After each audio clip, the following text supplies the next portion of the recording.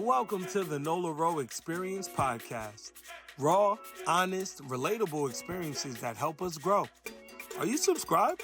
If not, what are you waiting for? Go! And please, leave a review and help us grow while you're at it. Thank you. On today's episode of the Experience podcast, purpose-driven, multi-passionate clarity coach Jateya Jones joins us. We're going to find out what you didn't know, of course, the SOA Q&A of the day, and today's happy habit.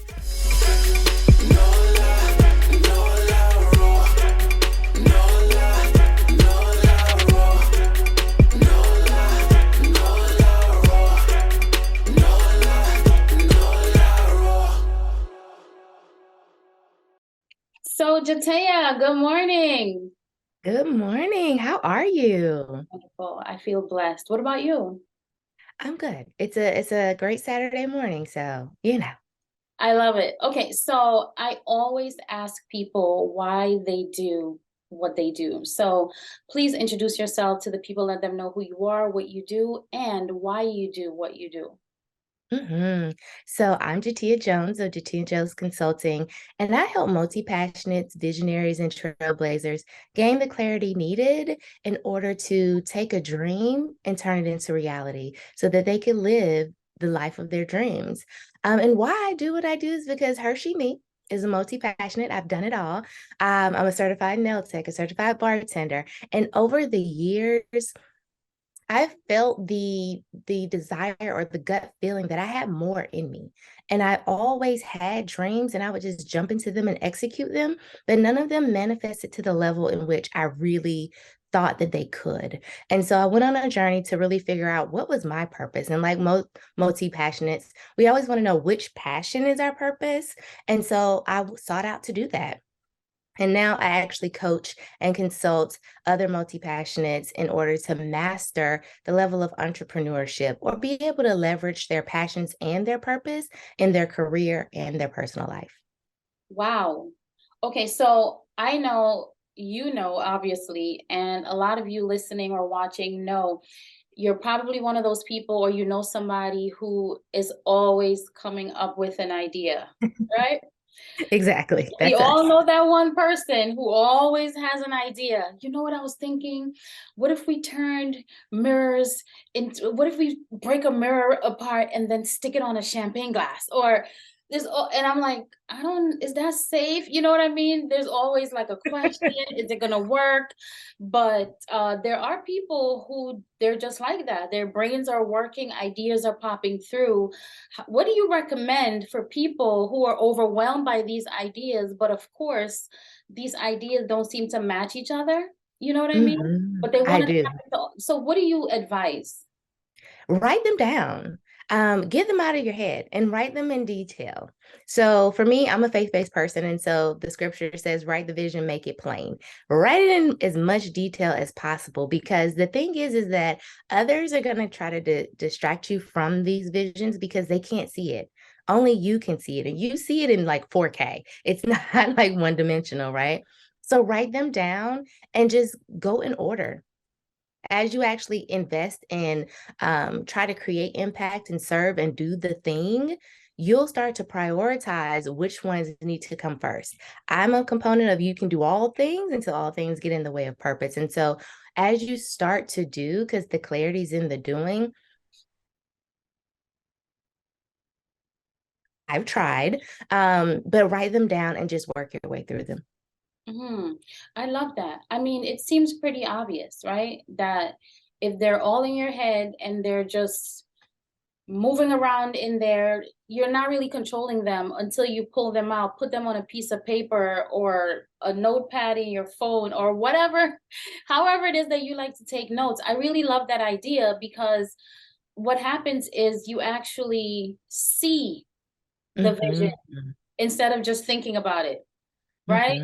You're actually looking at it. I really, really love that idea. So how often do you have people calling you up with ideas that match and you're like, I don't know about this. I don't know if you can actually blend these, or is it possible to blend and mesh any opposing idea? Oh, yeah. So to answer the question, I've never had a client or someone call me where I didn't see synergies between their passions. Um, and normally they're coming and they're just like, I got this great money making idea, right? But I'm like, let's talk about this because honestly, I call it your common thread. I had a friend recently call it the silver lining, but it's the bow that ties all of your passions together. So we normally look at them in silos, but there are synergies that complement them all. And once you find that common thread or that silver lining, you then can go into action. Because honestly, our passions are our how.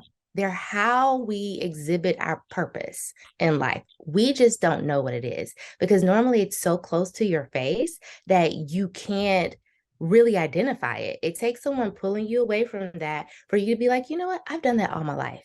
And I naturally do that thing. And so once you identify that thing, how you do it doesn't matter. And it makes going into action and manifesting and transforming these visions or dreams into reality so much easier. And it makes it easier to actually articulate what you actually do to other people. Because as multi-passions, we're like, oh, I'm a bartender, I'm a nail tech, I do instructional design, I work for the federal government. And we're telling them all these things, and they're like, and you start to see their eyes glaze over, right? But once you're able to say, hey, my common thread is clarity and helping people transform dreams into reality.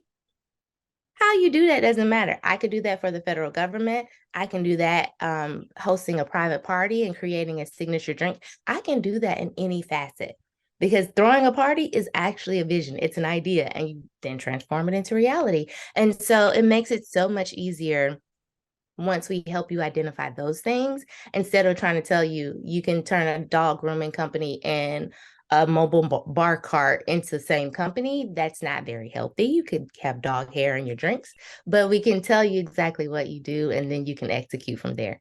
I love that. So obviously you have a lot of passions yourself. Mm-hmm. So which ones are you working on at the same time or simultaneously? Ooh, that's a good question. So I've been able to now encompass them all just in different parts of the year, right? So, like the event planner and me, we're throwing the Becoming Retreat in the fall of this year. That's the event planner in me and the bartender in me because we're going to celebrate, right?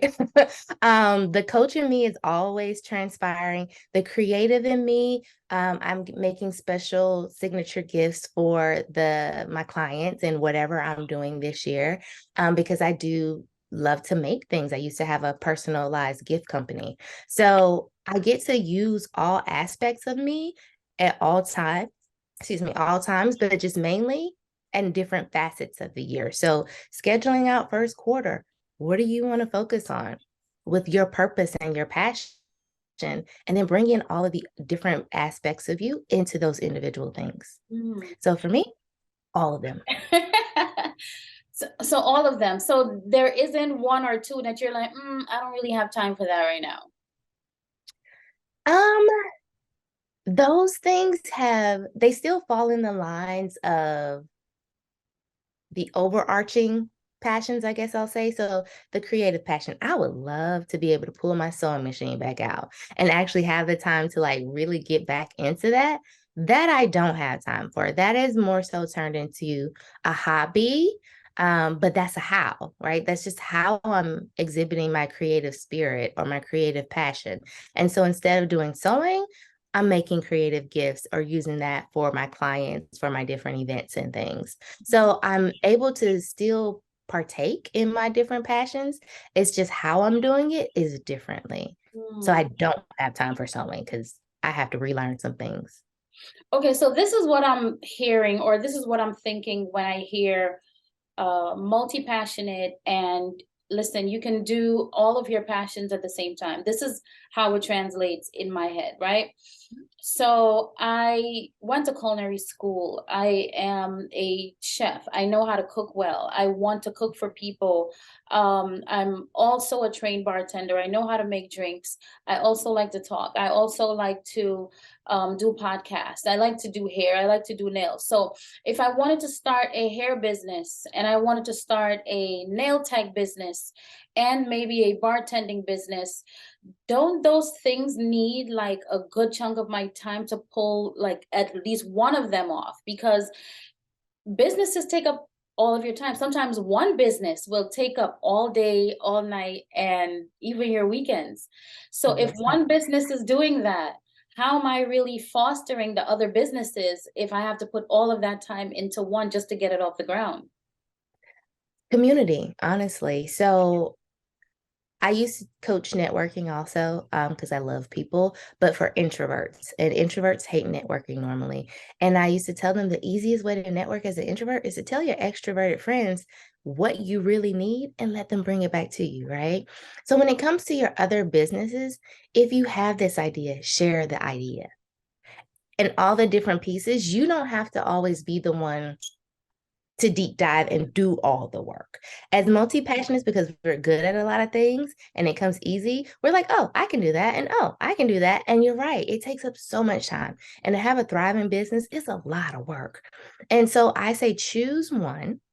But when you think of choosing one, which one is going to be able to get off the ground sooner, quicker, faster without you doing all the work, right? So of the things that you named, I would actually say nails would be first because you could technically have like an internship, groom other young ladies, maybe in high school, to do some of the work for you, right? Create a project for them.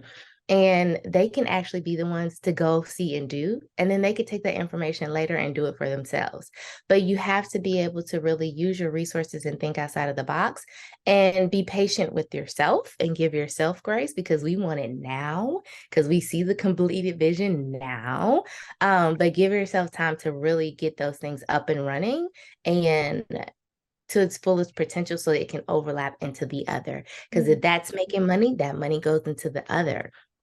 And then you can actually hire people to do the next and the next and the next. And it doesn't have to be all you. If I could give any multi-passionate any advice, don't do it all. I know you can, and I know it comes easy, but don't do it all. I love that because burnout is real, you know, Mm-hmm. and that list of things that I mentioned outside of the nails, that's actually me, right? And there was a moment when I was like, I love doing all of these things. I grew up with food. I work in the restaurant business and I am a trained bartender as well. And I planned events as well. How do I do all of these things together and still do things that don't match? Because I feel like those three things match, right? The food, the drinks, events, that's literally one party in one. But what happens when the nail thing comes in? Like you said, you do the nail first, that takes off. And what I also heard you say was you pull the skill out of the passion, not necessarily, hey, you have to open a nail shop. Maybe you're really great at painting, so maybe you can design things at your event. You know what I mean? So that's what I heard you say as well, that you don't have to tap into the entire thing. Maybe you can pull a skill from it. Is that kind of what you're conveying, or did I not? Very similar. So as you were talking, my questions I normally ask, so I'll ask you so we can kind of connect the dots for you. So when you're doing any of these things, what do you love most about it that fills your cup? What makes you enjoy it so much? Are you And asking yeah, me? Okay. So here, let me give you a really quick thing. Like I said, I grew up with food, right? I'm in the restaurant business. We have a family restaurant in New York City, Brooklyn, New York.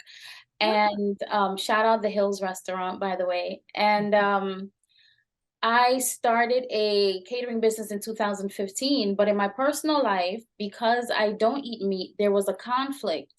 And I thought, I don't, you know what? I have to do some soul searching and figure out how am I going to keep my clients who I serve meat to and still be authentic and true to myself, because I don't feel comfortable selling meat to people when I don't eat meat. So I ended up transitioning to 100% vegan business in 2019, and then 2020 happened, right?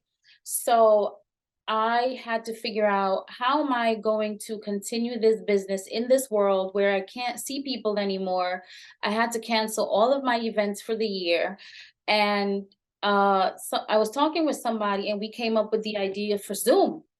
And I was like, why didn't we think of this before? I wouldn't have had to be carrying all those things around in my car and figuring out a venue, and the overhead was crazy. So, I started the virtual how to become vegan business, right? So I started doing workshops, selling ebooks, doing cooking classes on Zoom. And after a while, I realized that I was very depressed. I started becoming like super burned out really fast. It was such a weight to carry doing that, doing my podcast and running a restaurant business. I didn't know that my depression was coming from being burned out. But once I figured it out, I had to be honest that this food business that I'm doing in the vegan world wasn't my true passion, but I was making a lot of money from it. And I think making a lot of money and being good at something can sometimes fool you into thinking, this is my place, this is where it's supposed to be. But it took me a whole year to make the decision. Because once I started figuring it out, I was like, but I need this money.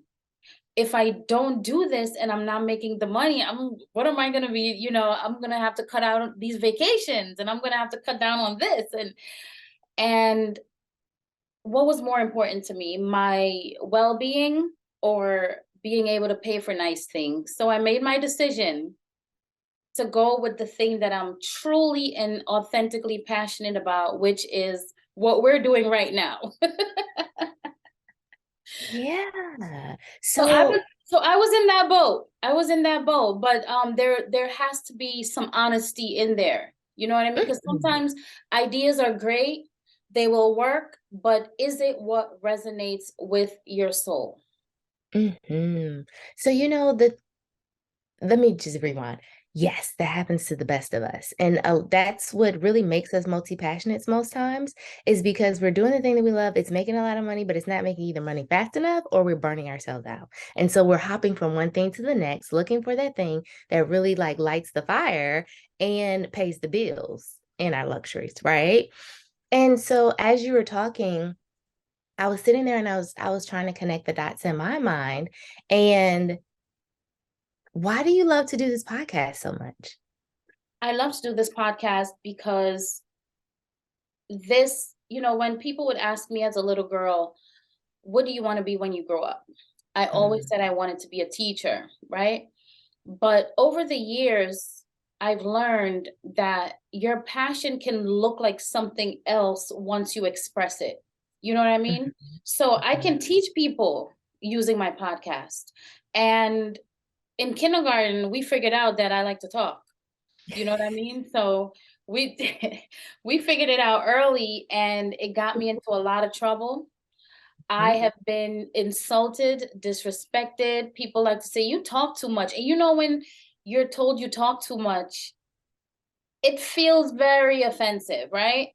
mm, But yeah. I've ended up learning that people who like to talk, I love the brain of a person who has a lot to say, because it's really here that I admire, right? Things are Mhm. coming out and I love you. And Exactly, that exactly. made me fall in love with the fact that I have things to say. I am an expressive being. I feel Mm, it in my body. This stuff needs to come out. And what's a better way to do it than to do a podcast or another thing where I can express these ideas and help and teach people at the same time? mhm. And I think you really hit the nail on the head. So, because when you were talking about the vegan business, I was like, you were teaching, you were educating, even with nails and food, it's a way of expression for you, but it's showing and enlightening others about something else that helps them show and enlighten themselves in a different way. So if you try vegan food, you've never tried it before, and you like it, then it's like, oh my goodness, let me tap more into this. I can eat healthy and still like taste bacon. I don't have to give something up. It can be and not or. And so you're doing the same thing with the podcast, but it's definitely in an expressive way. And so for you, I would just suggest like combining all of your passions into something you talk about and share it with the world and enlighten them with the world in that manner. And anything and everything that you do, any idea that you do, just talk about it and express it in an educational format. And I think that way you will reduce the burnout, right? But that comes in our boundaries, honestly, and collaborating with others to be able to really still make the money and do what you love. I'm happy that you said that, because the trick about that is not wanting to leave your things behind. You know what I mean? Not wanting to leave things behind because you have to focus. And how many people are out here working a job and they're stressed every single day because they're leaving something behind? And as time passes, some people feel like, I'm facing mortality. You know what I mean? Like, time is moving, and am I ever going to be able to do the thing that I love? How does a person how do you even tap into the thing that you're truly passionate about when you have to go to work every day? Some people literally work 7 days a week. You have no time for yourself. You have no time for your kids.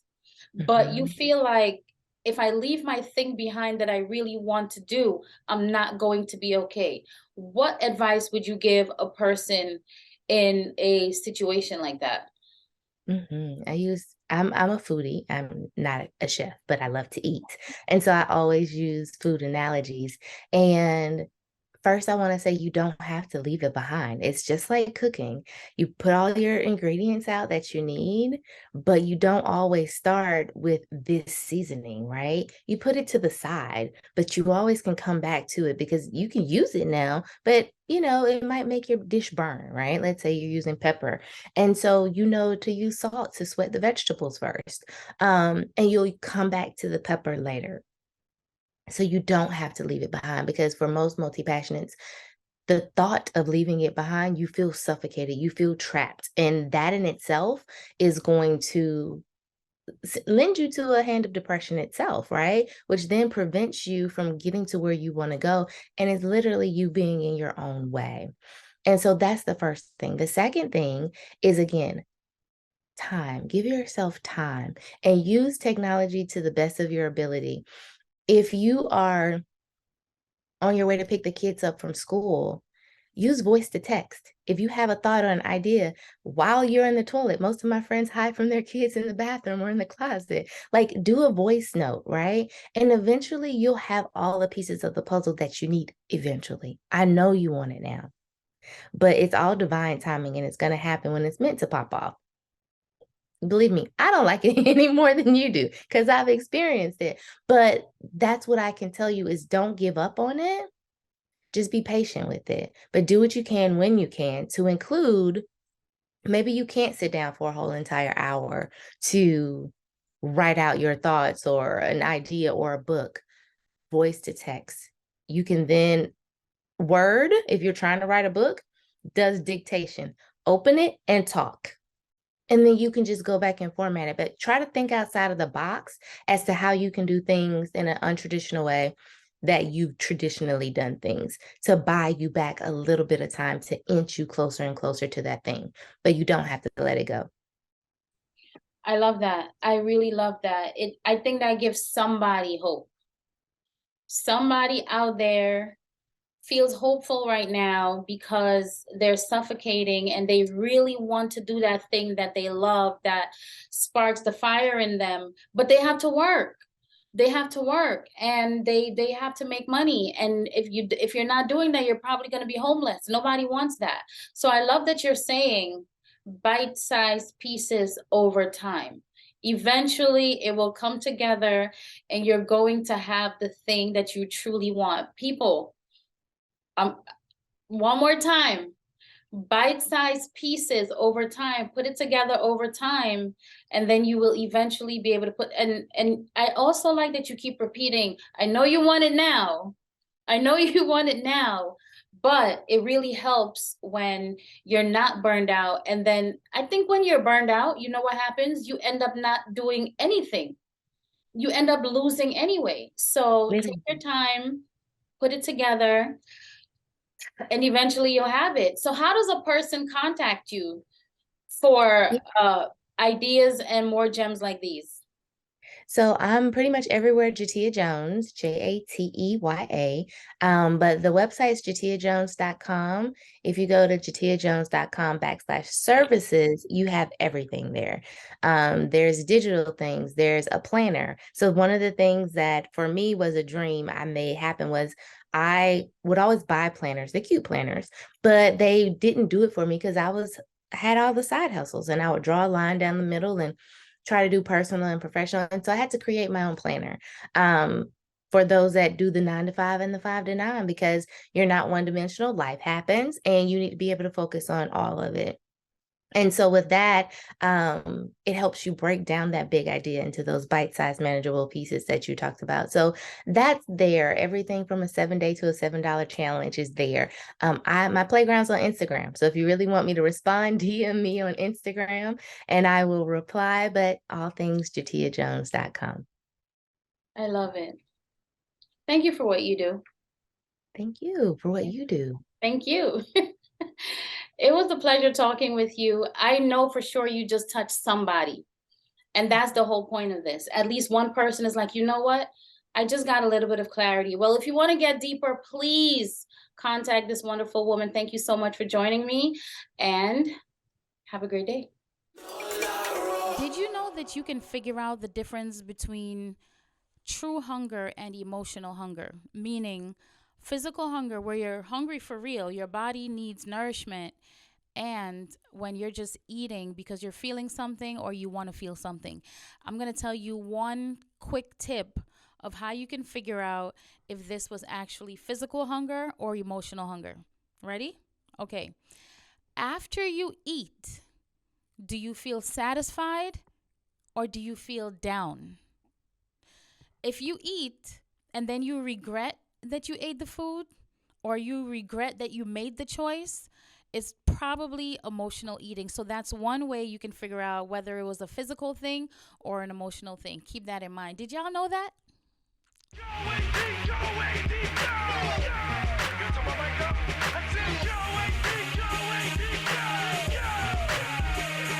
If I can guarantee 2 things to happen to me next year, what will they be?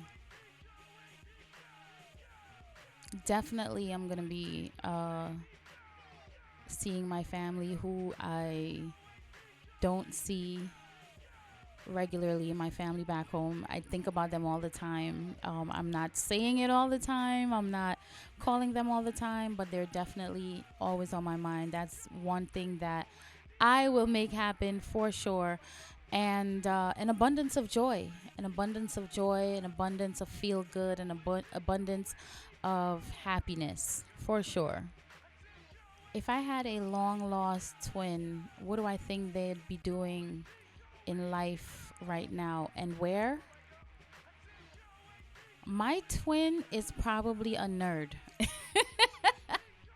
My twin is probably a nerd, and I'm saying that because I am, in many ways, like deep down inside, that's who I am, and that person is probably a school teacher living a life where they get up every day, give back to the community, go home, make amazing, delicious food. They have a beautiful family. And I'm only saying that because there was a part of me when I was younger, that was the life that I wanted, right? But I quickly learned that, we talked about it with Jateya, teaching in a school in the traditional way, it wasn't really my thing. After a while I figured it out, so I figured out other ways to teach. But I think my twin is probably out there actually doing that and pulling it off, and we're just gonna pretend that she exists for real. If I could arrange an all-star concert, who would be the headliner and who would open the show? The headliner would hands down be Beyonce, and I would need her to perform All Night Long, or is it All Night, from the album Lemonade. That's hands down one of my favorite songs. And the opener would be Janae Aiko. Beyonce, she's gonna come in with the beats. We're gonna dance at some point, but Janae, that's my girl. I love her. She's gonna open up, and then after that, we get litty. So today's happy habit. If you have followed me on Instagram or Facebook for a long time, you know that a lot of times when I'm putting posts out there, yes, I'm sharing it with y'all, but I really be talking to myself. A lot of times I'm talking to myself, and it might seem like I'm talking to you, but really what I'm doing is talking to myself, but sharing it with you because there's somebody out there that can use it, right? So today's happy habit: exercise, work out, get moving, get physical. Listen, I know about food. I know that part. I have it down pat. I know how to detox. I know how to cleanse. But the exercising part is where I often fall short on. And that's something that is definitely a happy habit. When you work out, you feel good about yourself, and not just the ego boost, right? The fact that you're working out and you feel empowered, that, you know what, I'm doing something really good about myself. I'm doing something really good for myself, so I feel good about myself. You feel empowered. You get that boost, and you get to release happy hormones, and naturally your body just physically feels better anyway. So not only is it science, it's also an ego thing, which a lot of us, we ride on that every day. Don't lie. But get out there, get moving, and you will be happier. Maybe your life won't be 100% happier, but a little bit always counts. So that's today's happy habit. Thank you for tuning in to the NolaroExperien podcast. Created and hosted by Nola Rowe. Produced by Take Action Media. Theme song by Mr. Melee. Sponsored by The Hills Restaurant, Brooklyn, New York. Listen to us on all podcast platforms and follow us on social media at the NolaroExperien podcast. Visit the thenolaroexperienspodcast.com and connect with us via email at talkwithnola@gmail.com.